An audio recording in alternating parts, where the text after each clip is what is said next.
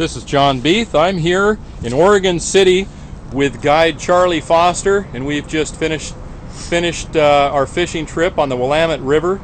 We caught our nice legal sturgeon. They're 38 to 54 inches. Charlie, what are you going to do first to fillet these sturgeon? Well, we're going to cut the top row of scutes off the back of the fish. That way when we get that off there, we can follow each side of the line. So that's a scute, and It's very sharp. Yep, very sharp. All right. Once we're done with that, we'll take the two front fins off. Just makes it easier to fillet. All right. And then we're going to notch around the head and notch around the tail.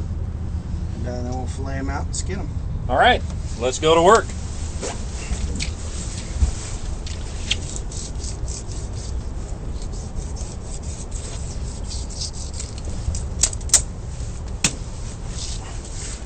Do you have a preference as far as knives? I use Dexter Russells. They're a real good knife, soft steel, easy to sharpen. And these fish have been bled. Yep. What do you typically get as far as the yield? You get a little over a third of the total weight of the fish. Oh, that's not bad. No, that's after it's all skinned, red fat's removed. So it's important to get rid of that red fat. Yeah, red fat's what's going to make it taste fishy. A lot of fish will have yellow fat up along the backbone here. Mm-hmm. When you're cooking that fish, that yellow fat, you can see some of it right there. Oh, the yellow fat will all cook out, but the red fat's going to make it taste fishy, so we need to get all that out of there. I think that's a big mistake a lot of people make. It is. It is. You know, people need to know how to take care of their fish if they're gonna do it. This is a notochord right here. When you do bleed your fish out, you can see where we bleed them out in the belly. If you do make that cut, you got to be careful that you don't go down and hit that notochord. I accidentally did it one time, and when I went to go fillet the fish, it was just solid mush. Huh. So it will screw your meat up. So how many fillets do you have on this? 2? You're going to get 2. You're going to get fillet off each side, and then we're going to cut it up. You'll get two off each side once it's all set. Okay. So you'll cut it in half. Yep. Versus a halibut, you get 4 fillets. Right. A salmon, you would get 2. So this is more like a standard fish. Yep. We're just going to take that, follow it all the way down. Right along the backbone, and it's actually cartilage, not bone. Yep. As you're going along here, just take your thumb and just kind of spread it out, kind of butterfly it. But you can follow that cartilage bone all the way down to where you waste hardly any meat.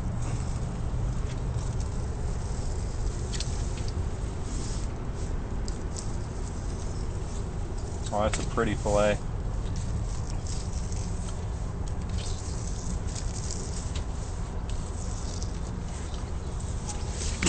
And you can see, I mean, we got it right down to it. You're not losing any meat. And then work on the other side. Yep. Holy shit, that knife is sharp, ain't she? Mm-hmm.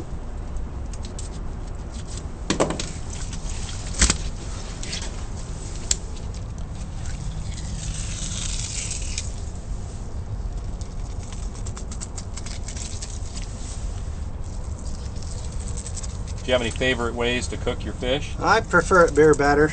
You know, it's hard. So basically a fish and chips? Fish and chips. It's hard to beat the, if you do smoke it, I would recommend canning it. Get a lot of that moisture back into the fish. But once we're done here, we're just going to take towards the tail, cut our fillets off. So what about the belly meat that's left? That's just... Yeah, there's a little bit of meat down here. I mean, if you can feel it and pinch an inch, it's worth salvaging a little bit. Going down into that belly, I mean, you're gonna lose a little bit. Yeah. Well, a lot of fish, you don't want to eat the belly. Right. But that's about all you're gonna salvage off a little belly strip. Now, what about using some of the scraps for bait? Some people use them for crabbing. Oh, crabbing! I bet that would be really good. I personally haven't tried it. But then again, what won't crab eat? Right. Yeah, there's those little sea bugs that'll eat anything.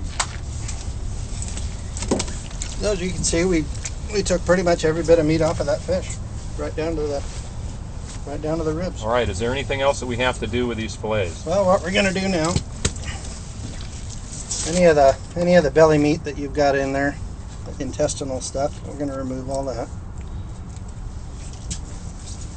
Holy smokes, you did do a good job, didn't you? Always want to take care of your fish as you buy it in the store. Oh yeah, you want top quality if you're going to serve it at home. What we're going to do now, I take it, split your fillet right in two, cut it right down to the skin. When you do this, you want to keep that knife about 1/4 inch up from the skin. By doing that, you don't have to butcher your fillet up. If everything goes right.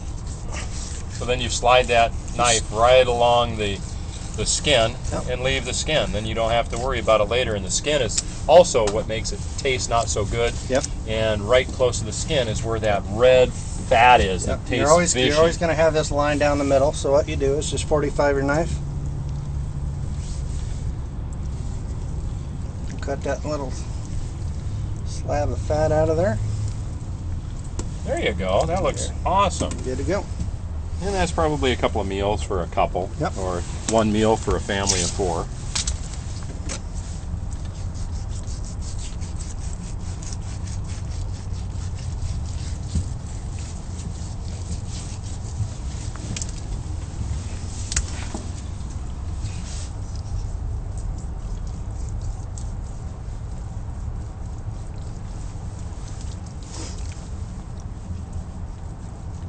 Now I know some people like that dark flesh, but I don't. Nope.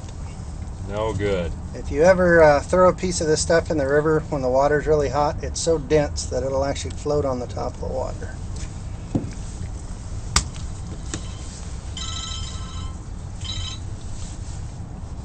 What's up, Cap?